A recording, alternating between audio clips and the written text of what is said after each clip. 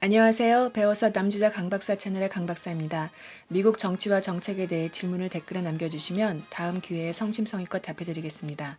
이번 강의는 미국 대선 시리즈의 마지막 편으로 2000년 대선에선 무슨 일이 있었는지 설명드리려고 합니다. 2000년 대선은 미국 대통령 선거에서 흔하지 않은 일들이 다 일어난 아주 예외적인 선거였습니다. 우선 54만 표 정도를 더 획득한 고 후보가 대통령이 되지 못했고요. 신이 없는 선거인단표가 있었고요.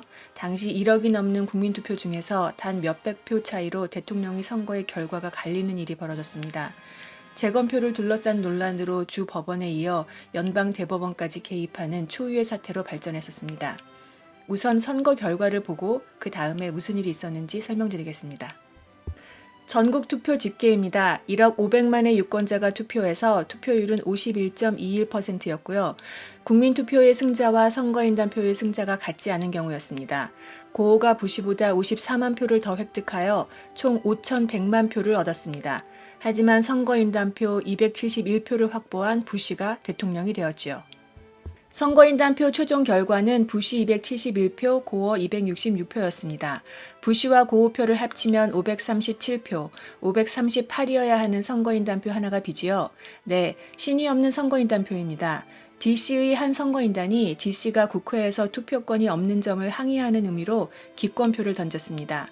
부시가 선거인단표 4표 차로 겨우 270을 넘기면서 이겼는데요. 여기에는 플로리다주의 25개 선거인단표가 결정적이었습니다.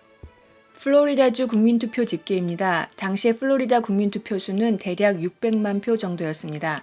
부시가 고호보다 단지 537표를 더 획득했습니다. 결국 0.001% 투표율 차로 부시가 플로리다주에서 승리하면서 플로리다 선거인단표 25개 표를 가져가고 결국 총 271표를 확보하면서 당선을 확정지었습니다. 전국의 투표수를 고려하면 결국 1억 500만이 넘는 투표수 중에서 플로리다주의 537표가 대통령 선거를 결정한 셈입니다. 2000년 11월 7일 화요일 선거일부터 2000년 12월 13일 고호가 승복 연설을 할 때까지 한 달이 넘는 기간 동안의 드라마 같은 이야기 이제 시작합니다. 2000년 11월 7일 화요일 대통령 선거가 있었고 그날 저녁 언론은 부시의 승리를 예측했고 고원은 패배를 인정하고 부시에게 축하 전화를 했습니다. 그런데 진 줄 알았던 플로리다주에서 밤새 표차가 몇백 표까지 줄어들고 있었습니다. 고원은 새벽에 부시에게 전화하여 승복을 번복했고 뉴스는 새벽에 속보를 내보냈습니다. 선거 다음 날 11월 8일 기계로 집계한 플로리다주 투표 결과는 부시가 1784표 차로 이겼습니다. 하지만 표차가 0.05% 이하였기 때문에 플로리다주 주법에 따라 기계를 이용한 재검표가 시작되었습니다. 이틀 뒤 11월 10일 기계로 다시 집계한 결과 부시가 327표를 앞선 걸로 나왔습니다. 표차가 더 줄어든 거죠. 많은 카운티가 펀치카드를 투표에 이용했는데 투표자가 송곳 같은 것으로 구멍을 뚫으면 기계가 그 구멍을 읽어내는 방식으로 표 집계가 되었습니다. 여기 보이는 맨 위의 경우처럼 종이가 깨끗하게 떨어져 나가서 구멍이 나는 경우가 아니면 기계가 읽지를 못해서 많은 표들이 무효 처리되는 경우가 있었습니다. 이에 고원은 민주당 텃밭 지역인 4개 카운티에서 기계가 아닌 일일이 눈으로 보고 판별하는 재검표를 요구합니다. 재검표로 고호가 충분히 역전할 수 있는 표차였기 때문이지요. 고호의 요구에 따라 4개 카운티에서 수작업으로 재검표를 시작하였습니다. 그중 하나인 팜비치에서 재검표를 하고 있는 장면입니다. 카운티 판사가 눈으로 판독을 하고 공정성을 위해서 양 옆에는 민주당과 공화당에서 파견된 변호사들이 참석하여 같이 판독하고 있습니다. 구멍이 완전히 뚫리지 않아서 무효표가 된 경우 투표자가 누구를 투표하려 했는지를 눈으로 보고 결정하는 거죠. 엄청나게 시간이 많이 걸리는 작업입니다. 플로리다주 해리스 국무장관이 등장합니다. 국무장관인 동시에 당시 플로리다주 부시 선거 캠프의 공동 의장이기도 했습니다. 참고로 당시 플로리다 주지사는 부시의 친동생이었습니다. 플로리다 주법에 따르면 선거 후 7일 이내에 모든 카운티는 선거 결과를 국무장관에게 보고해야 합니다. 그 날짜가 11월 14일이었습니다. 보신 대로 수작업으로 하는 재검표는 시간이 많이 걸리는 작업이므로 마감일 내에 재검표를 끝낼 수가 없다고 판단하고 카운티들이 마감일 연장을 요구했습니다. 하지만 해리스 국무장관은 이를 허락하지 않았습니다. 결과적으로 수작업 재검표 한 결과를 수용하지 않겠다는 거지요. 이제 플로리다주 법원이 등장합니다. 하등법원 이야기는 생략하고 대법원 결정만 설명하면 이렇습니다. 마감일이 지난 이틀 후 플로리다주 대법원은 재검표를 끝내지 못한 카운티가 재검표를 계속할 수 있다고 결정합니다. 그리고 이어서 11월 22일에 대법원은 해리스 국무장관이 고수했던 마감일을 변경합니다. 새로운 마감일이 대법원에 의해 정해집니다. 11월 26일 일요일입니다. 법원과 해리스 국무장관의 입장이 엇갈리는 일은 이후 또 발생합니다. 플로리다주 대법원이 시간을 더 주었지만 그래도 판비치 카운티는 재검표를 마무리 못했습니다.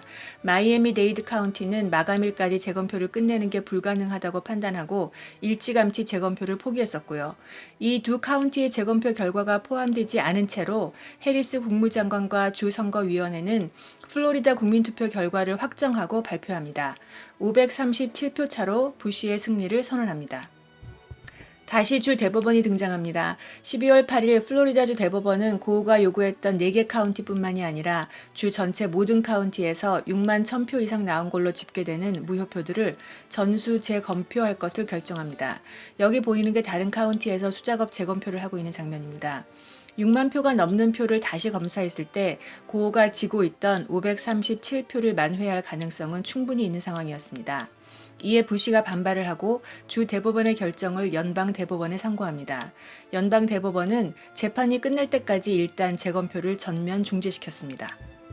연방 대법원은 부시의 편을 들어줬습니다. 12월 12일 연방 대법원의 판결에서 모든 무효표의 수작업 재검표는 위헌이라는 결정을 내렸습니다. 법 앞에 평등에 어긋난다는 부시의 입장을 받아들였습니다. 그 이유는 재검표를 위한 표준이 없다는 것이었습니다. 카운티마다 다른 기준으로 무효표를 판결할 가능성이 있다는 것이죠. 사실 그랬습니다. 모든 카운티에 적용되는 표준적인 가이드라인은 없었습니다. 각자 카운티가 알아서 하는 거였죠. 연방 대법원은 그런 동일한 기준이 마련되고 재검표를 하는 것은 합헌이지만 기준을 마련하고 재검표를 할 시간적 여유가 없다고도 했습니다. 모든 주는 연방 정부의 최종 투표 결과를 선거인단 투표일 6일 전까지 제출하여야만 합니다. 그 마감일이 연방 대법원이 판결을 내린 날이었습니다. 결국 플로리다에서 두 후보 간의 표차는 해리스 국무장관이 발표한 537표로 확정되어 연방 정부에 보고되었습니다. 연방 대법원 결정 다음 날 고원은 가족들이 함께한 자리에서 승복 연설을 하고 부시에게 축하를 전합니다. 이걸로 배워서 남주자 강 박사 채널의 첫 번째 질문 미국 대통령은 어떻게 뽑나요? 를 답하기 위한 미국 대선 시리즈를 마치겠습니다. 질문은 언제든지 댓글에 남겨주시면 답해드리겠습니다. 다음 시간부터는 배워서 남주자 강 박사 채널의 두 번째 질문 미국은 어떻게 구성되어 있나요? 에 답하는 미합중국 시리즈를 시작하려고 합니다. 예를 들어 미합중국이란 무슨 의미인지, 50개 주는 어떻게 구성되어 있는지, 상원과 하원은 왜 나뉘어 있고 어떻게 다른지, DC의 정체는 무엇인지, 괌이랑 푸에르토리코는 과연 미국인지 아닌지 등의 주제를 다루려고 합니다. 궁금하신 점 댓글에 남겨주시면 주제를 정하는 데 참조하겠습니다. 감사합니다.